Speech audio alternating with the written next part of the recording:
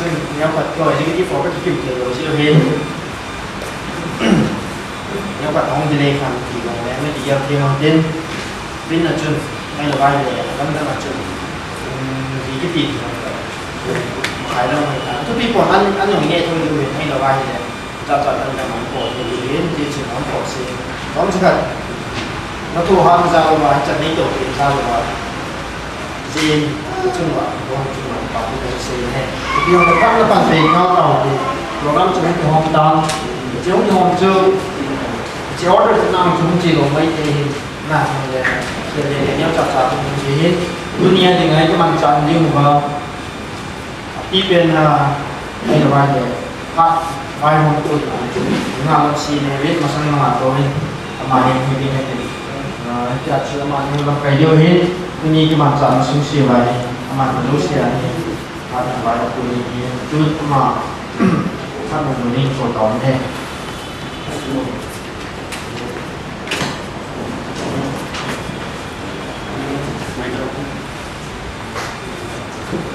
Tony has also switched timer or become interact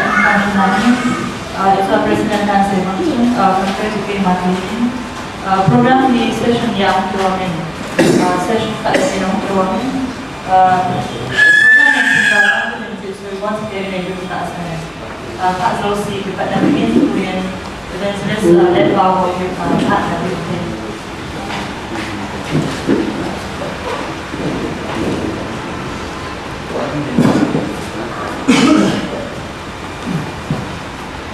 tàu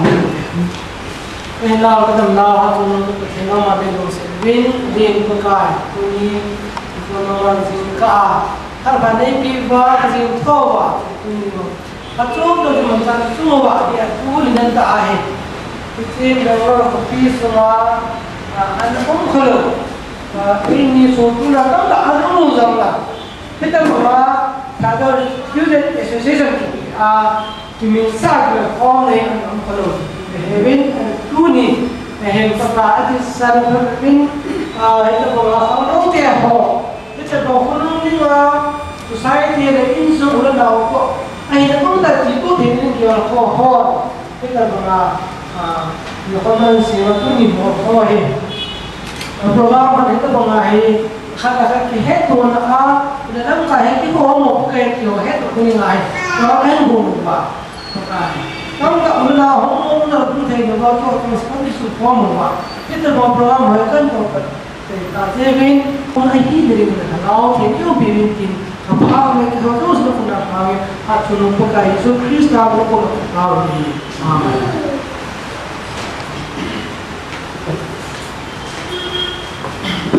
Tuhin welcome address partner American to the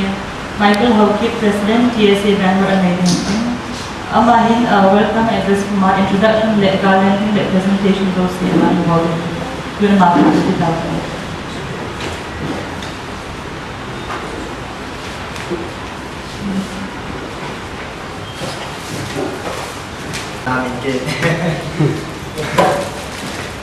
Basta dingin zampong dingin aban zampong dingin zampong ma dingin far zampong e ti dan ini masih pengen ini apa ini program luar juga sudah kita form dosi form cara kalian sebagai pilihan ini Other Students Association Bangalore all taking election function 3rd August 2013 Saturday Wednesday 17 to 22 hours not one meeting relaxation to club 5:30 के लिए 6:30 के बाद के लिए okay president of the function to Mr. Tom and Father speaker TSA and brother special guest Miss Nenu again to host to the top and lam to him to ni ke mat chawa ta mas penin ina ngak na yang ka son pio TSA general headquarter Hanenga also ba công đến và đấu như thế TSA general headquarter mà tập để không tinh thần là chỉ là mình ít nhau trả cái nông của mình là thì em sẵn đi được có một tiền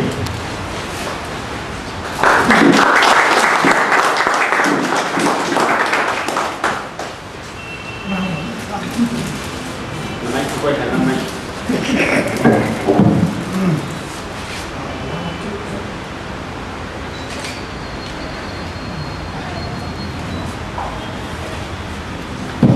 bảo mình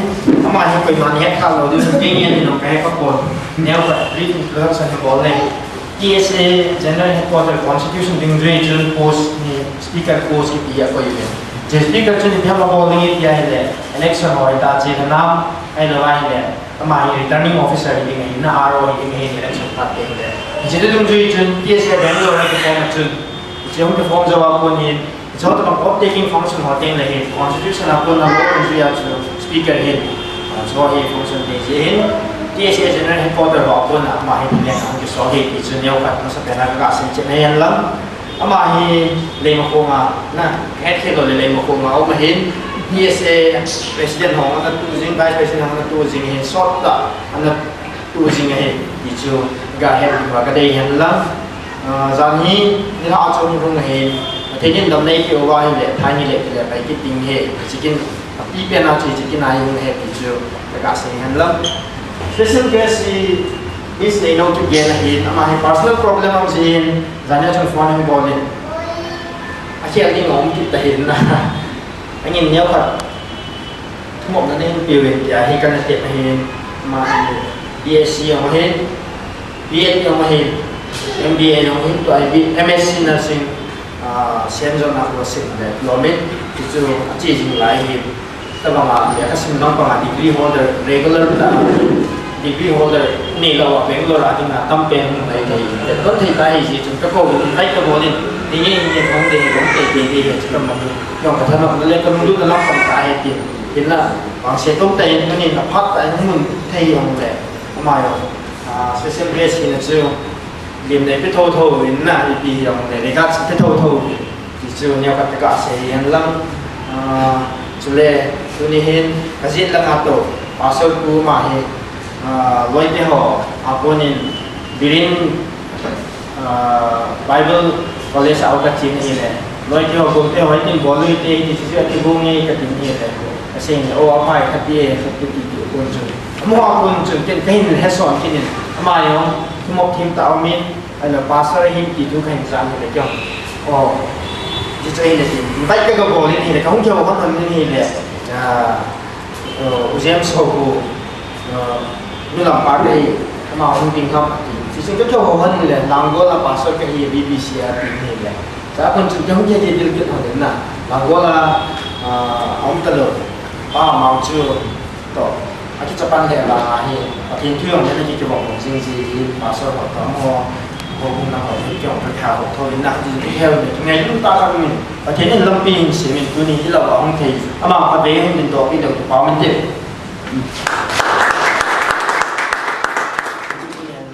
dunia hi ka chou hon hi le nếu khát mi chu ka expect sa ma hong zan na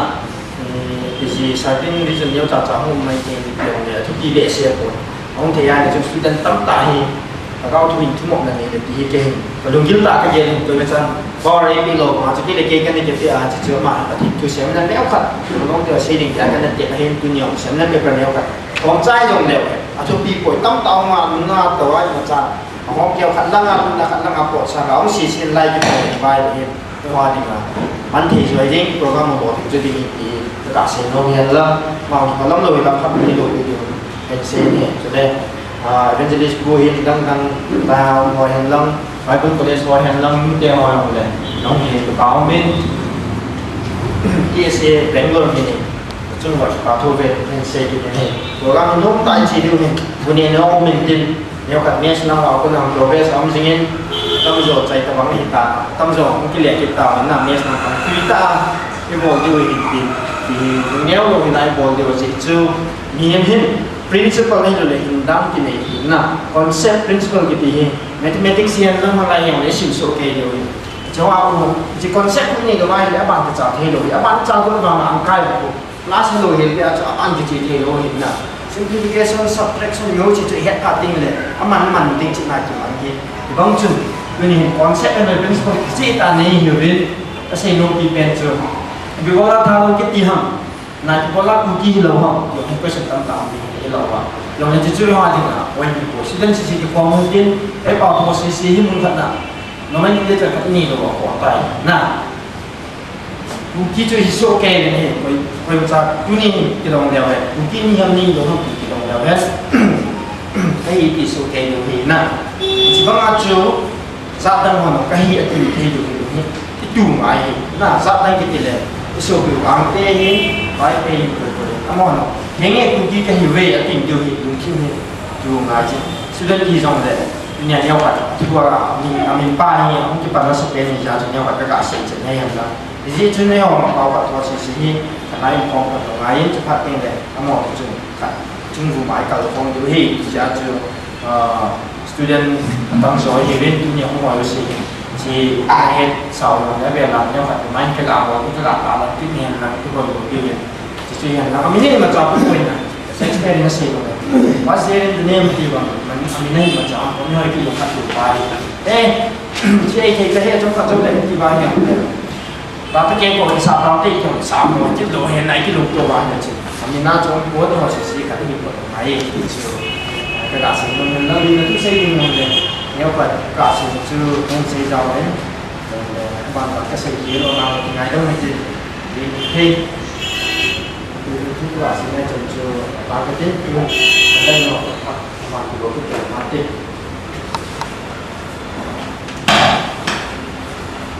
Tuini Khalban Saluddin, Secretary Report Designate, Mr. Hovinder Haukip, General Secretary, PSL Bangalore National.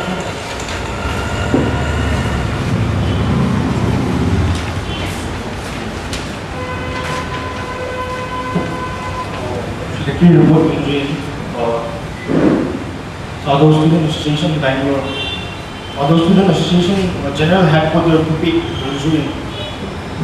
June 29, 2013, in Bangalore alone, Sadhu Satin, Shimlai Ho Telecom Nadi, Sadhu Student Association Bangalore jo, Aniki Putdo, Tanahi, Ito Kitonin election jo, Lagway Ho Kipinmon, Kamra Hali in an Asian Nahi, Ichi election to Kifanchun, Anor Lamkai Ho, Kento Nazama Hawin, President Joy Le, Njoa, Paranaka, Michael Lamstang Ho Kipin, Vice President Doi Wayne Ina, Hong Tai Ito, Hong Low Laila, Gablen Tan Ho Kip, General Secretary Jo Kay Magaitan, Howland Ho Kip, Information Secretary, Mango Leighton, hindi mo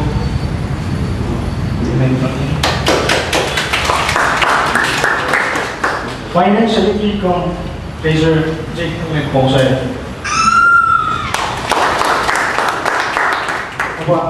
Games and Sports Secretary to Lungo Vite. Social and Culture ay Mangboy Hokim.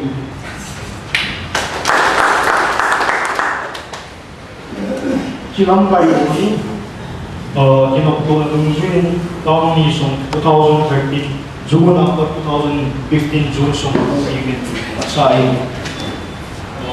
Philippine Constitution Drafting Committee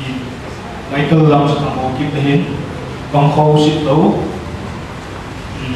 pa Mangsuno pa Lalboy okip pa James Opo okip Tato Student Association Bangalore Advisor din Nagkakain to Pangko and James Opo and Scotland Jones in Chanchoy na.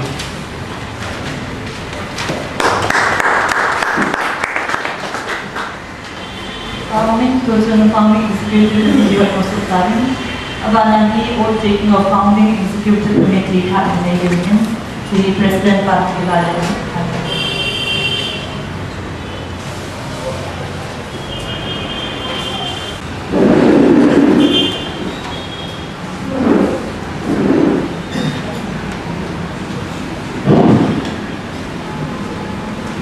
Masa penin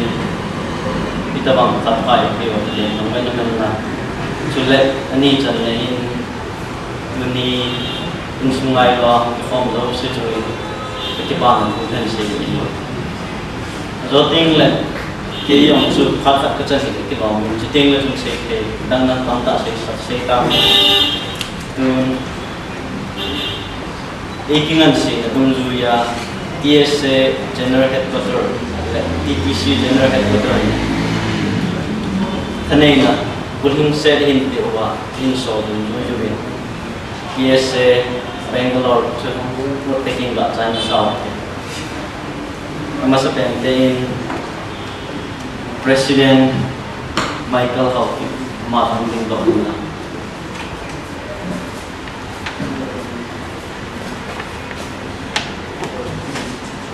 Tani Chennai Sophie ngamlen tang Hawking. Abanin Sophie Hawlin Lal Hawking.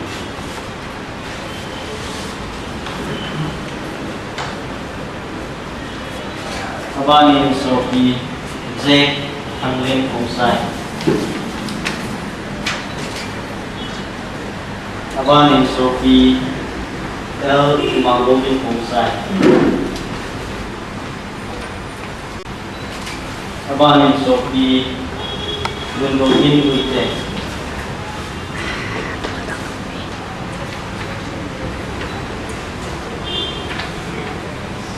Abani Sophie Mangwai Hawking.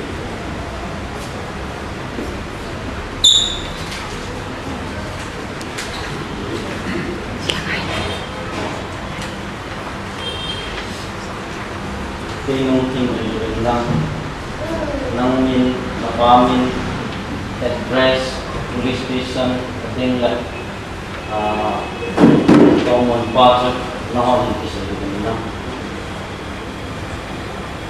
Hello Students Association General Headquarters for taking I son of President of POPS do hereby swear in the name of God. I shall faithfully discharge my duty as President as requirements of the Constitution of PSA, upholding the integrity of PSA for the tenure 2013-2015. 2013 apa na 2015 sana tinga ama hoki kado Students Association Bangalore tinga mo tinga minima Tonglei speaker kado Students Association General Headquarters ama hoki dunia lima kon tertai nun file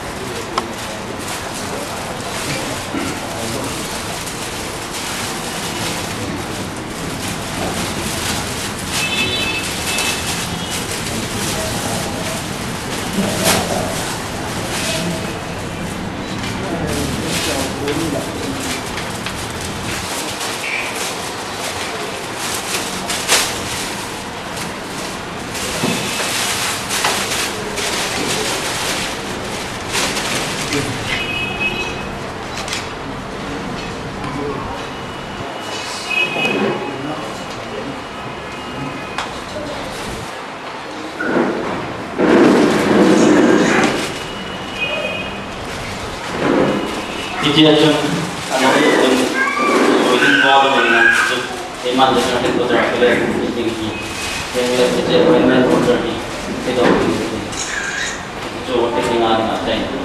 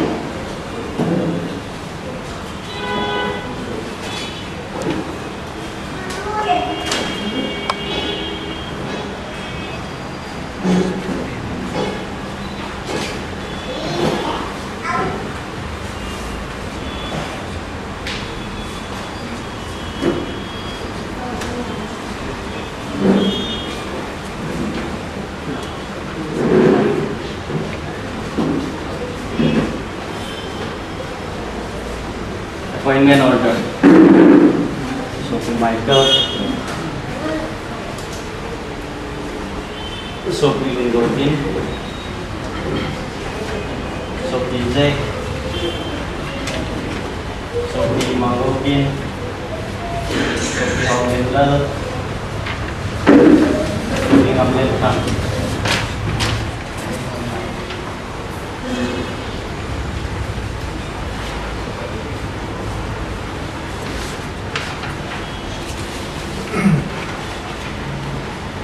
Tuni Avele Kema Conlane Speaker Adult Students Association General Headquarter Select TTC General Headquarter Nancy na pun said iti natikitamin Tuni apa nahi nang ho TTC General Headquarter le TSA General Headquarter Happy Manoya Tohing Ta TSA Bangalore mo na Dayman no kanina nakipay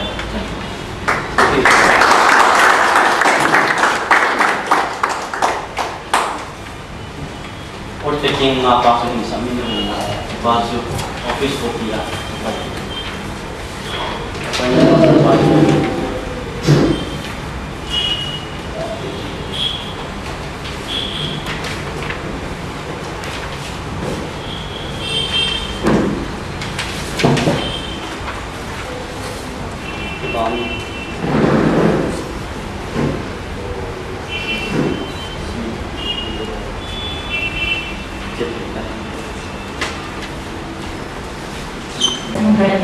Itu pasal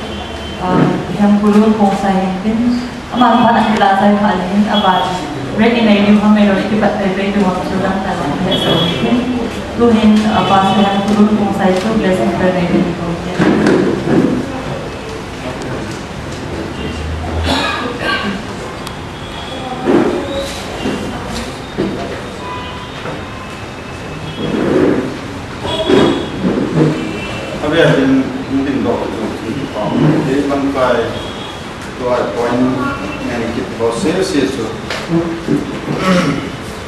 Presiden Balang Kaina untuk berkirimkan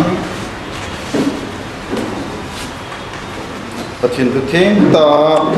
Simdok Sang Patin Sejauh Tim Patin pada Tidokna Waksaanakan Joshua Bungkhatna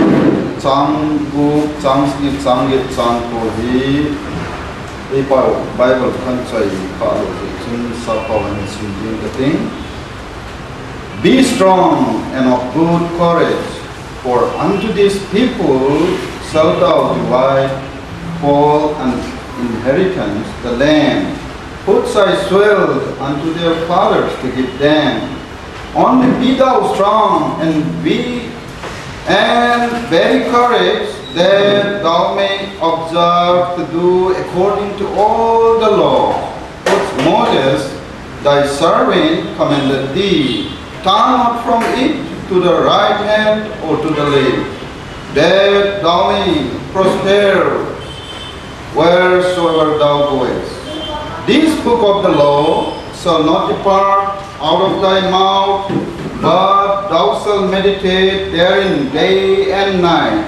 that thou may observe to do according to all that is written therein. For then thou shalt make thy way prosperous, and then thou shalt have good success. And have not I command thee, be strong and of good courage.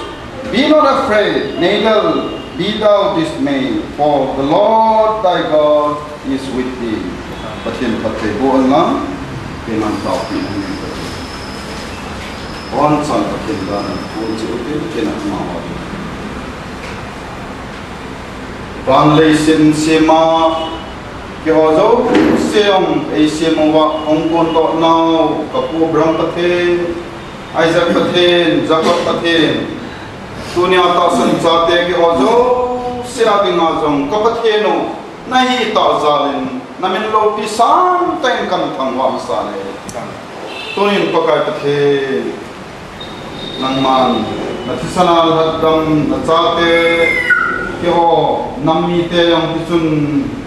pathana kapu kapate anachen phalo nagam hizong le se Karnataka state Bangalore kopi Hijabu garden city tiazong kihamin thang ta kopia nangman emi chate yong ti hin ban parin pakat thi chengrut theile choteng lu saphin chole pakai dunia ki kiloi khom thein na chate phat thein le nama kona mausom nawang bo na ho kam tawin je chun tunin Thado Student Association ti Bangalore ija pakai kitchen o general headquarter kuna branch sanha se ama chatengle echi kopi suna che o kanami te la wadinga o thil pha bo dingle chatengle pakai kitchen ulana so ulana ke kala itabanga chu tingai lutna su pungam theina dingle o pakai ta khat khat kitil khokta ki sa ro to kisu ha to nam theina dingin tonin lamkai ko hitun dom tan je chu nangman angai to na lum thim nangman suhatin lang akhot thau ban thau nangman suhatin lang akal senau alam ha nau akyang thau nangman in suhatin tim hing ka taw ni ejun pakai pathin vai hom them na thusei them na chateng le mi pi te etia chunga vai hom them na chateng le o pakai pathin etia choma ho chala hi o ka society wadinga thil phatam tam so ro thein ringin namman phat the pur the ni ka taw ni ejun pakai pathin o lamkai na let na kai sang na kito to syong na punubin mi hemen kamu zo ko ni Tilzo sena na hong ko ne ti ka heaven tuna eji kaso pite ho kacha kana te ho jong hi namma tunle namma phatsa lamka he hi ka he in awen nam kan thangwa so ne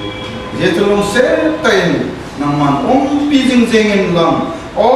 pakai pathen namma Emmanuel pathen hi na nam pi na chu namma anglum chu pakai namman he sa jing jing tin hi ka taw ne je chu kapo mo si jing zong o nei han pi lo ding pa namma pi na chu o kachan lo ding pa le ne nei pui da jing ai nei so da jing anati ye chun pakai ke namma long ding ai la chu so se apa ina no min long ne lo amen ye chun nung se ta o tu na am ki do chu ting le appointment atha ta hong ki pe ho hi namman pakai hin achungwa namma hongwai homen lang chating le pakai ta o that na pakai lung thim ngai to na ho nan su ha na o pakai bai hom thim nan pe a kami te au chunga hi thil pha tam ta bo do le thil lo pi ta ki hial sa ang kon he na even nangman man chachen apan mon wa konen president na kona hita chu pakai portfolio anel lang ge tu ho chan nangman in pin lang in pan pin lang ama ho ki kala kilung to na kilung khat na unity in pa pakai hita chu nangman in ki tho pi jing jing in ki a na so pan tu ne ha hi ama ho se hi pa to chapa to gau kheng mina afak ro ka kan ha to hi amen amen in kon ko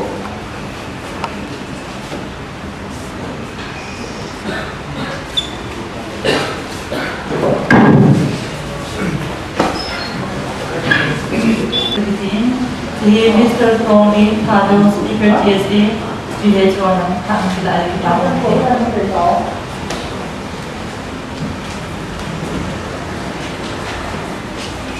Available ng tingkining katin.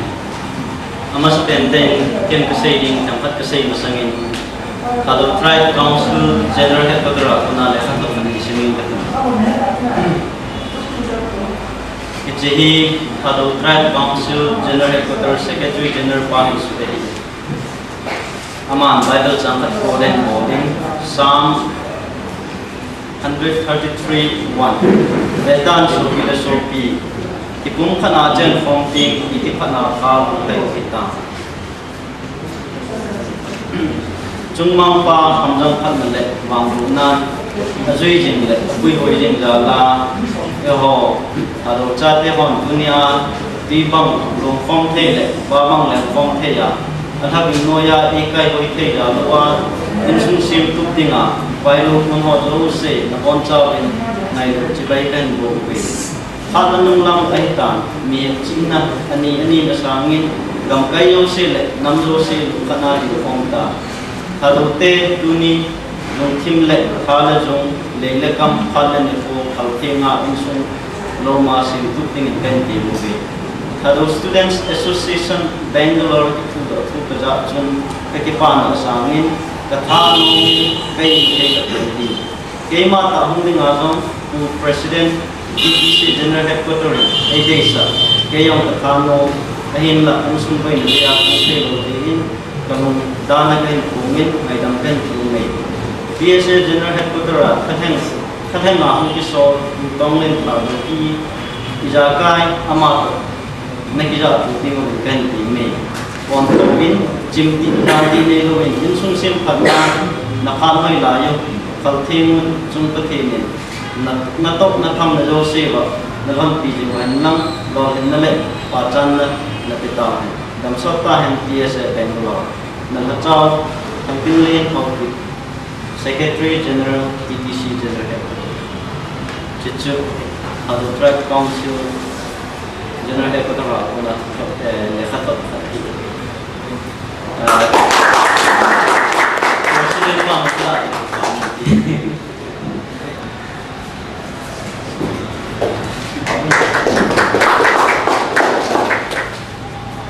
Tuni katipa besein kathanom besein sediong kahmo debe ama sa pente Thado Student Association background ya cha kisehan na hile 1956 vela ipate ho ja ta tua pasi domel kite ho paul fuma kite ho loye chuchan purma ma hi kasai kilo da waite ho aye ho masa kumupri kumupri ahin anak puyo lagi iti jun phat amung chi du kham tabang molahin nasate ichi iho insung khati analam kayo nachi khati illa phat amung ki khel tham khat mit mo hasam naji in som khat chu ahung dai khati ne pathinin elung se iho jong hi kumle ha ko le hitantin iso ki ho drive tam ho ane o pena ase dinga mo on jale ko mo sa tin a hom penta vai pay ki ho ai no ai la ko ki ho iho Thado Tribe hin ipun hom na lang le na to hom na lang tingay na lang hin phalo ta ko je hin Sangka ho hin, pate ho hin, lunggal thay tam ta en lung han gyal ki lo in iti hin hong kise pinin ati nung senin do hin iminut ay lo ba hila iinsu hin ni het hin dong temple kanong dami la chaho dong se hi ibek ge la hila masanga itin sango ichan ge ipui hung je we masan la hin ho ating le tua PSA General Headquarters to muझे ही आही ले आही थे आही ले तुआ इपाव हो अरे पाव थोजो से जेन आही कोई लाही तले PSA ही पंदो ते दिन लोग यूनिट से माय ते दिन tribe tam ho sanga hi yo population no tam zo hi min aching a thim zo tam hi min ating le abol theyong itam hin la ikilum khatna wa ha sam je hin tribe tam ho yo sanga population phong yo sanga mimo ho no yen mum yen da hi kilum khatna adi dia to kham kha ho pununga dinga nampi khom pi the ya mu ding the ho dinga lung thima hi patake cha ewa tribe sum imung ki thu the wa imung din kom the na jiu ki na sata plan vision ka dei TPC no na sata na masat jing pathini phasa le lo thinin tin ni khat teng le ni ho chu ni ho tin ma hu hin te ni chu na khat ka se ti ni ating le mi tam ta en neu cha cha he hi se lo ding ka ti le ka se lo te te ni ni ho tribe ku ki hi inam pi wa hi ku ki no ya on tribe se hi akhan to lo wa hi le ku ki hi khang to the it's just to midangin a tribe a kisi mai su ta lung khan na ding pom su ta ma chao te la chi pom ta i ho tribe ki tu chan ni i ho pom the sa it's just to phang tha ten ki pu te i pa te ho ki tam ta na si ho tu tam ta hi a hi the ya he lung se kan su mi lui tin tu ni a pa te hin ke che iner ko na now tribe pa hin lung thing san chi ko wi tin ding ko wi tin ta san jo thagao bin jo ki tu form leo ki chi DSA general headquarters atoi da tu pen da ki chi ting la chung tribe ta ho so pi ding form wi tin ki chi yo ting la chung ki ti chung hum form leo he a chai chai na le ngom leo han da le ki chung len to ki chi chung mi tam ta na he hial ji dubai ho DSA ho TPC ho hai lo le tribe same ho kia din a kapul pi hi ve chu ton duni basar pan tau na hin man chu kalong na sa tai na tong theologian chu kai ko nain la mosi kan sa se kalong ti ma ko kilang mosi tu sim hi su ke athisana chu Israel thisana ni ahin la Egypt leng chapa ko ana ki si ma ahin la ma hin identity chu ki hai identity chu ki hai ni helin ong min along thim chu nom the ko Egypt leng la do na to sang na chung identity ho do a mi te ku ding chu along thim ni akilang along changin chu ong da hang san ta na an to ni pathinin alung thim cho ben alung chang cho ben mosian man chan leo ka mo ti a chung le wa ma chun mosian man cha phanin Israel pe Egypt ma su chan te chu ai pu to ba ki ji chun ka sai hi lo wa hi le India sunga ichen na India sunga cities ho na Bangalore ni ma sa pen ta na hi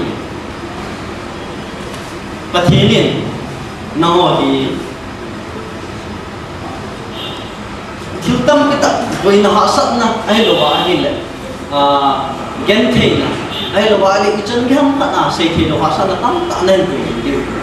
ahin la pathinin mosi alung cham anabe na anarhen bang chun na ho na boy na hasat na chu to ngam to ngap chawin lang I in sum sim tu na dingin pan la lew pathinin ni khat le mosi aman cha ba nahin man cha te di hi ji ba kinak it's just apa nen pang hitin tu tam ta sei kong katen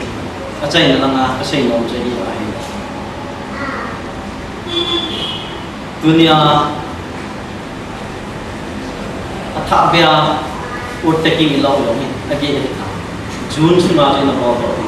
general headquarter ho hawai dei ni ngai dam dunia nam kai ke han ho se sin yal ho chu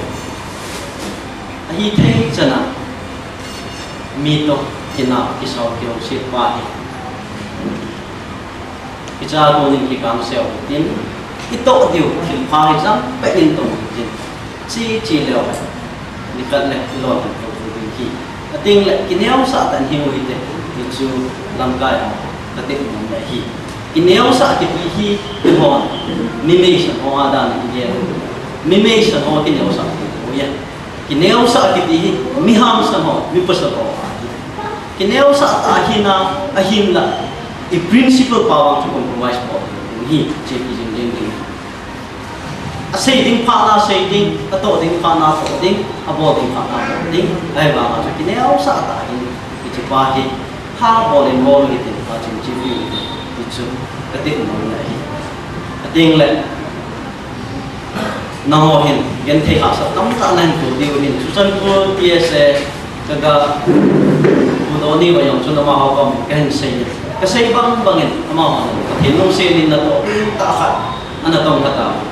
susan ko diary yo ama ko initiative plan and correction na di di pa It's just a normal job. It's like una. I has na ganti na tam kita na ito di.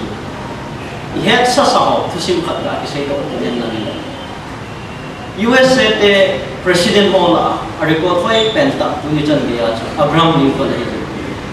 Abraham Lincoln in ijan gay hasat na ijan gay gentay na tuwa. Kichi gentay hasat na tamta ana palgal kay joma ana chizo dio ko ama ariko fay penta tuni chan gaya ni. Atin ama ko dia de kita ama chi kami dia ai aman arrival pa agami penta pa loil gola kisim pa chiko de utai ichi jun e mu da e se ta alo ai le bichang ngam ta e ho e the ho hi loil pa ya kisim hi chi chui han lang le ta salang a jong khan pon le hin tin ating le ti ho pathi ki ba ne Ijun leo kan juga saya tahu. Tin kipam be saya zingin mihim om dak kami apapun itu cena hina itu cena no aku na jangwai ka angka kateng la dunia kipam sopi ute ho nahi bin kateng la loyal paite nahi bin naute nahi kateke chan iho insum Bangalore ki in isim tu mungkin mido ho adi jam tu yang ini hatan anto nani bin city dang ho a ho a dinga kihin ne the hello le good sweet the in mang taw the ichu no hi hong jo se chung abe wa thu kan sei pi ni achai na ke athenin TSA Bangalore ma pui je kan lang so pa mosi na ma pui je ma chun ma pui je kan lang so le athenin Bangalore ko pisuna i ho in so jo se jingan lang macau jingan lang kinungkan om jing pa dipat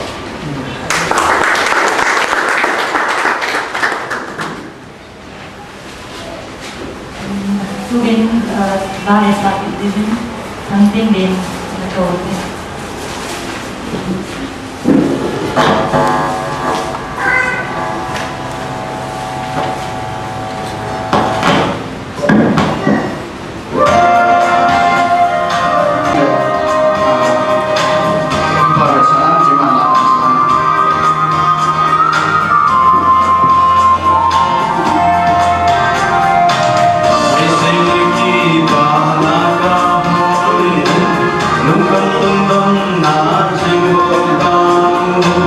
Hãy subscribe cho kênh Ghiền Mì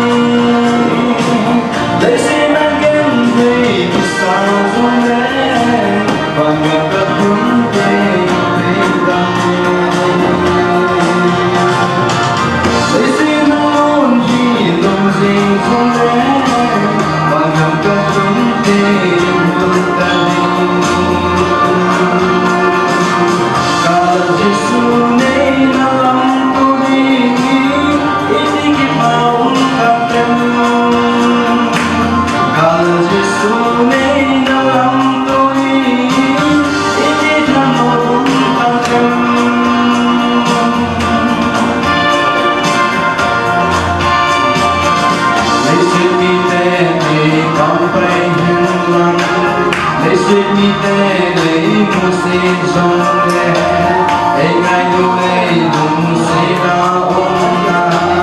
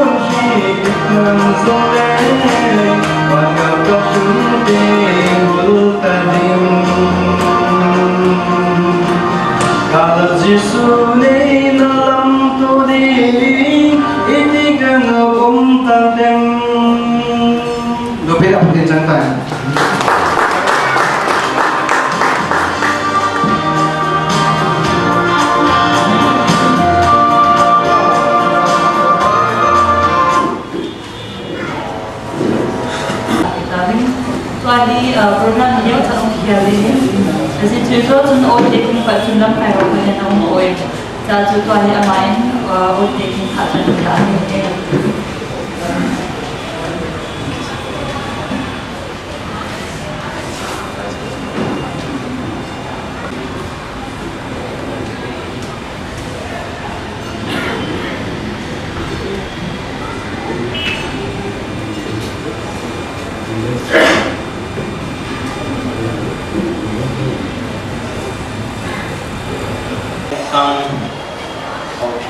Vice President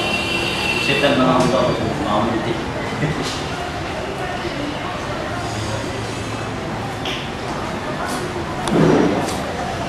Jadi kalau Students Association General Headquarters or taking on. Nang, ketika itu simpang dengan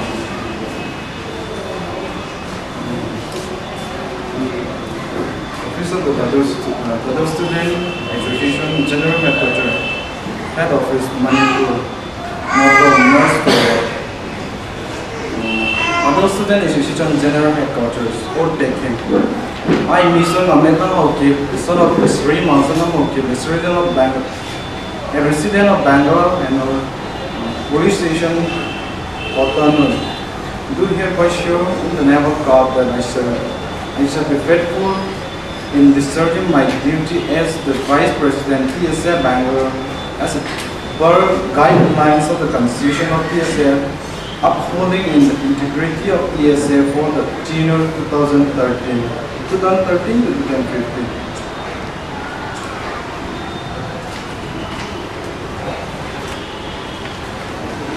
Jujur, taking something in the bombing, one and order. Aman,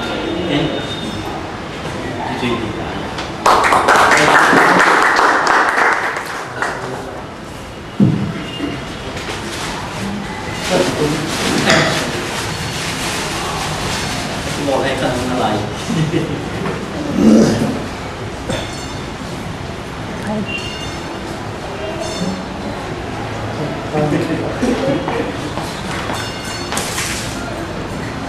bao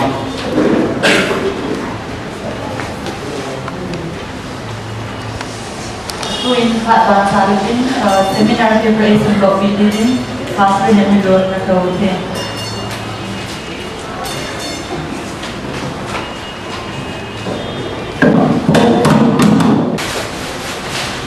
Dunia patilung setna Changlin adin keong patilung setna kacangin tucung keong Bangalore akat nadingin kongen si konsumhin tuni program tuli ta di keong kaga jauhin dunia pasar konglen sabun ma mungkin pun dia tu mungkin lewat napal kemai ma ina lah mungkin tu kita di blessing prayer kemai kesangin keteng le video ham blessing prayer la kada pan kha di lungdong ko hiten koi tabang lungdong la lungdong ko hiten katinomen dia tu amza Jangan kotor aku nak speaker aku nak say pun so masam zaman yo kilap dot hey masam zaman pula parte konsep also kan kat he on payo din kan kat he flexibility na satan anak kecil ko bin man yang nak kilan he so ayam ko ka say dong so Bangalore kopi evo emite society sumali mini pibik jel zong le anda am kai ni isi ku ngwa so e wa do lo ki put lo dio teng le kinil ki bo ti ba lo dio za ke ya til pai bo ba le pa ka teng le ni a tim lo long sun til pai bo wa kuna ka ni he ya so la hi chi do dio ai ki masakina ka se do no me Biblical Baptist Church, Langlaw, IPM Langlaw la pastor kahiin, kuah hi kahihele, PhD theology boarding adi class la dengan kamahin, kuwaiting la kiting January thale, kamla kiting, kuwait mama la August thale, kiting kaje, kongting lagi mutu video le. Terasa nomor selain kini dalam kaum ke pasan terdilang tu cuma kaum baik pun ahin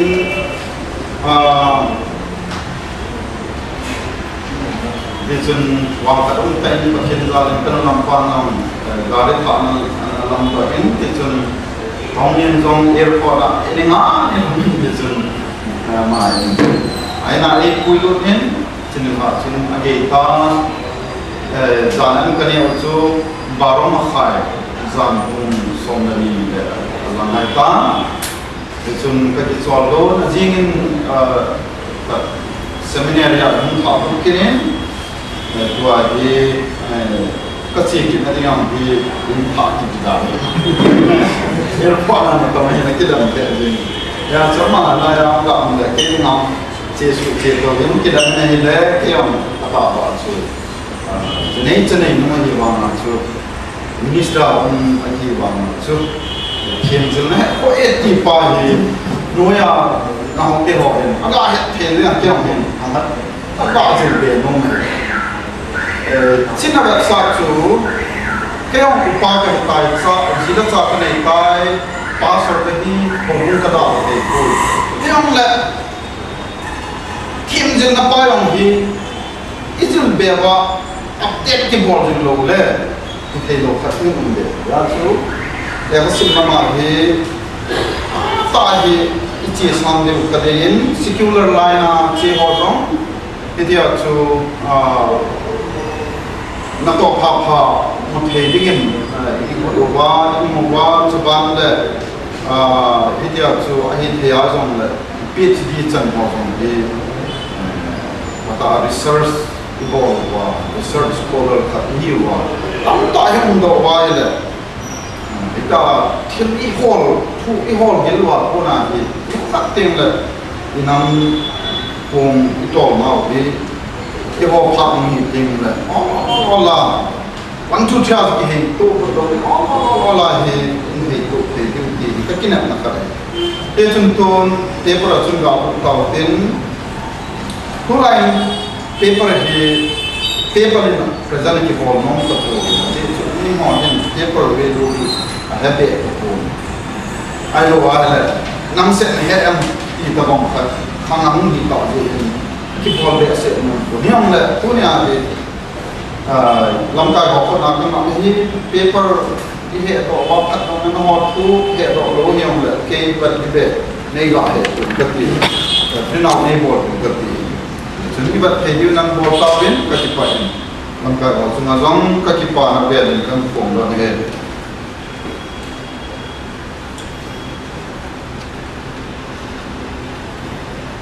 topic ka ga ta la chuya le tips for sure success nadi wa di goal ne di proper goal ne di to thing le plan yemen plan ne di plan kisim di remember an aimless life is always a miserable life excellence is achieved by those who aim for it nah itu yang baca the excellent di yang baca dan hitung macam atau je itulah antara je cicu bola ni ya cicu antara je itu dreams may stretch but they can only come true when there are well-planned goals set and met with skill, perseverance, and a sense of purpose in every field. He who has no plan he who has no plan become a slave to the one who has a plan. So the plan na ilawa, plan na siya ilawa hele, plan na ibo noya chu so lo kola na nan to. Ito ya chu ta kiya be ta haite lesi thiam jul na kil haite na nam mo hatai nau te ho hata ning pan lawin kunung ting le no in nam pi ko nam pi a na lam ka ta mi yo ai la pata ki got to na nei lo le na hi di ti kanung no ti chu de tu ayong ki ve ta theological feel ayong is secular line on ti tu la tham khat thil hall thu lo chu thu mon pe te hi o pi nuông ta chu ta na am ta ka ti ai chu to hi ibhan le sik chi na thim na hum che pa hi last stage ta hum ta chu samo mo ta chu ya chu pan ha ta nan la point na ka ta la chu have a proper preparation in life chi tu pi ha taคนนี้กว่าเงินตุนกี่บุ้งโตกี่ก็โตมาสลับพายAbraham Lincoln ini bisa dokin nam amatu seikat kan kot kinin tidak ada seikat umaco I will study hard and get ready for someday my chance will come ati cho atama chesya hidup atama presiden bukai coba sesuai ini a positive attitude with hard work is powerful that cannot be stopped sit and study hard now is the right time for you to get prepared for your future career I love ministry but here tu achi holding on na ministry ya future minister na tu hi nakibot masat library na kanong masat daya kyo vice president pa Dr. Ironside kiti Canada ho in software ibina siyang tale tuteka say to klasa but here then oh Ironside kum som na ni in ko tu apa na kum som na ni pi na mo lang itina na phali itina za am tile kum sagi hi theological education na nei na ri ha seminary pa kum sagi ka surut de Allah kum thum chung achai na kum thum ma hi pathian na ka to le taki ko hoya le kum thum se to long le tam to accomplish ka bol man ti chu na tam to ka to ti chu ki ko to na le lo pa i ma na kum sa ta to long le ma cha ni friends so do changing lo society a lu mo ma na changing a ko ro ya chu si het ya chu part time ki ko to na pa hi tu ini society ai che piu dong ma ni ding ki ngai ma sa ki ngai ma ting le ki chen ding ki ho ile ha ha ta le kha sim ma sa ding ki ko to chat ding ile ha sim na idal na am dal ka ti degree ila chu ilunga kim ta bichar ko na chu na toy ki ho la ina to na toy mo lang chu ilung lai na kha ta hi ta le tun ma na to ka ki mu te tun ma các cái công tổ tế chỉ là cha này ông lắm các bạn đâu để tay cái phải gì này thì vậy cái ngày mà sẵn cái ngày vào giờ mò gì này thì phải bỏ vào rồi con nung điệp là sẽ sai thì vậy có chuyện đẹp vậy ya cho thu hạt cái gì thì sao à chạy nào cho will rogal cái part sẽ cho cả em bộ even if you are on the right track you get run over if you just sit there at the chỗ cái này tiền là đi ngà thầy nắm đi ngà track suma chun tay ông là chun nằm mò tổ thì mà là mình năn khảo đất ta at the chỗ ta hi bị cái xe nó mang ta lẽ Bangalore copy à thêm dân là đẹp khá muốn siêu bút cái thò hi cái này tiền là đi ngà chun right track ngà ông này bảo chỗ in là ngà họ Bangalore không ngon copy le na chi no chi yo lo anh sung financial problem ma chi to lo gamdang phabut jo lo silong chanao ma tu kina silong long chi yo lo mai piti wa la no ho gam hi chana hi India suma de na copy no pe na hi le kha na simo hi nam no lo hi mun hoi mun pha chu ta jai ma na ta sit bai le na kan lo tu na ta chum lo ya chu kata pannan la point na have a proper use of time in life ki time management to sai chi ka sai de chi bible in long asayin fc bung na chang som ko isi ma hele be very careful then how you live not as unwise but as wise making the most of every opportunity because the days are evil. Chai ewa pau si ma le tu lai ni ko pat ta lo ji hin phat ki zan pe chai ki chong na ti ni phat iman thi ma la ki chong ro pa ki ai si cho say na manage your time carefully. If you cannot manage your time you cannot manage your life. Phat za na thêm lo le nei ko yong ma sam thêm lo ni ti nei chu ai chu time is life phát in cuối chỉ có mày à mà sang rất mà chú sắp tiền time is money anh tiêu ya chú thu lại chỉ cái tàu chú thêm dừng này mà sang na cái tiền ở cháu tôi cái tiền chú mà sang chú time is money anh tiêu ya chú thu lại đi ngay cái tàu chú mấy men để cắt được phát time is life chú có lo to chú không mang tâm này hết và là phát không mang tâm gì chú không là phát chỉ không chú tôi kalung ghép kalung chân hi cầu bồn hắn lại lung chânของกับพุทธนะไอ้ว่าก็คิดว่าตาสามน้องข้างตาปล่อยลงปูตากับปีสามตาแค่kalungโจkalungไงไงตัวตั้มตาตุกตั้มตากันไอ้ว่าก็คุ้มอันนั้นจ้าลำก็เห็นตัวปัจจุบันก็คุ้มมีจ้าตาจุเกี่ยจูก็จ้าไปจ้าไปอะไรแค่ยงอิมมาจ้าก็ยิ่งลงเด็ดก็เขียนปะนาฮีก็จ้าเตนี่ช่วงหาสุนทรภาพบุกไอ้กัตยาเองก็เกี่ยมออกขึ้นมาปิดสิ่งนี้ก่อนมีหอยอย่างที่ทำจ่อถอยก็ได้เลยเกี่ยมอ่างมองนะสิ่งต่างๆมันก็ตีรีเสิร์ชบอลล์สิ่งต่างๆมันก็ตีแล้วจู่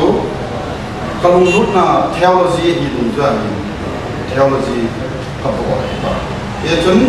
นอนนิ่งต่อYeah, so time is life. No procrastination. Itu ham tak ada postpone, buat tu. Tu tua bol itu anjo tak ada bol tahu ke ayo tu ni bol itu jing lagi bol tahu ke dia I ho tu bol ni itu jinga ting ku jinga to ting na aku tu dah mesti ku dia bol itu tu na ni pakai tu na to dia kat cai ngai jinga ting jinga ni di pa ku dia itu tu inok to ting le ilo samji do it just do it and do it now. Point mana kasutnya have a heart for your work. Jadi aku fikir no student is success in studies unless he or she loves his or her books. Eka ingat itu. Jangan Bible kan itu. Itu na orang Bible. Kopi semua orang kacau itu. Kaya apa itu? Sorry itu juga. Fokus apa? Kacau. Kita mengahikin Bible tu kan dua rasul mengahikin. Bukan mana mana. Nalaya simu, nalaya kamu bahasa nam anhim lanjut waktu sains sam mathematics sam swasta ada. Ha sa pimpinam mialong asabje nalaya kamu yang angkat ngomong tu. Cucu aja ya tu ni lo sam tu. Cucu kalau itu haja ni, kita juga dah haja mental. Haja baju ngailut cia, hak tampia hasim cek itu. Tu tengok, mumbai itu. Tu kau ini hello tu. Ai dia ai bata pepel. Dia kah ngai lo tu itu lo. Kasih sedikit lagi theology lain nak kacihin, kaya nak hunung lo tu. Private library kan itu. Private library kan itu. Yo, Manipur lang Bible College po. Siya. Kyo library asangin na liya ko tamay dito. Nam dami kati. Kau hilo sum kanay siya ka mo to lo. Kanay buta to. Jiji. Ya tu, ya fa bu ngai. Ayo wale na tong hong na to tu na ngai but ngai. Ta tu tolo phamo alo wale kilap de to lep chi de to panela ro. Po na ku chu ta jin ngai ta hi panela di hi ka sei mo ngai. SMT wasun dahara rai temun example with conviction and commitment nothing is impossible gitu. Conviction hatta conviction ini ya isari ngas commitment dapta ila PA ile bola lampu itu nothing is impossible gitu. Ama hi pakhin banglo asai kip na laya ai pakhin bang gitu. Itau kip ba pakhin pan piwa ile ila le umlo. Yes, there are also three elements of success in student life. Karena consecration ketika ipiti nampale dedicate kipol, alo le devoted he itu nakat nacho devoted he din lumota devoted he din dedicated he din. So then le concentration ketika le khasim deyong le ilung tempo be concentrate kiting ilung sampai ding batsana dia kasim sapang agak kain ilanga walkman lang angai wa langa music langa mulai kapa